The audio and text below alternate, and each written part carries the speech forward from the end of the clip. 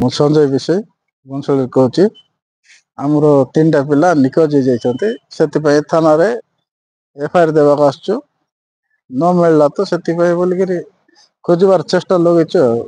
ପିଲା ବି ଆଗରୁ ଗୁରୁତର କେବେ ହେଇଥିଲା? ଆଗରେ ଗୁରୁତର ସେ ଅମିର ଅର୍ଜନ ବୋଲିକି ଅଛି, ତାଙ୍କେ କୁଆଡେ ଯାଇଥିଲା 6 ଦିନ ଯାକ ନିଖୋଜ ହେଇଥିଲା। ପରେ ଖୋଜିକିନା ବାହାର କରଲୁ। ପରେ ଏବେ ନେକ୍ସଟ ଟାଇମ 2ଟା ପିଲା ଧରିକିନା କୁଆଡେ ସେ ନେଇଯାଇଛି ଆଉ ଜଣା ପଡୁନାହିଁ। ଡାଉଟ କୋଉଠି କରୁଛନ୍ତି କୁଆଡେ ଯାଇଥିବେ କଣ? ଡାଉଟ ବେଳକୁ ଟ୍ରେନରେ କୋଉଠି ପଳେଇଛନ୍ତି କେମିତି କିଏ କଣ ସେଟା ଦେଖିଛନ୍ତି କି ରାସ୍ତା ମଝିରେ ଏମିତି? ଦେଖି ନାହାନ୍ତି ଯେ ଡାଉଟ କରୁଛନ୍ତି। ସେଠି ଆରି ଟ୍ରେନ ପାଖ ଅଛି କି ସେଠି ଗାଁରେ ଷ୍ଟେସନ ଅଛି, ଟ୍ରେନରେ ପଳେଇଲେ ବୋଲି ଆମେ ଭାବୁଛୁ ଆଉ।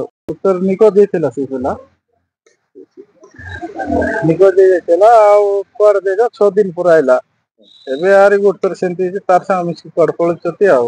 ସବୁ କଣ ସବୁ 5ଟା ପିଲା ବୋଲି ଗାଁରେ ଥିଲେ, 3 ଜଣ ଯାକ ପଳେଇଲେ, 2 ଜଣ ଘରେ ଡାକିଲେ ଆଉ।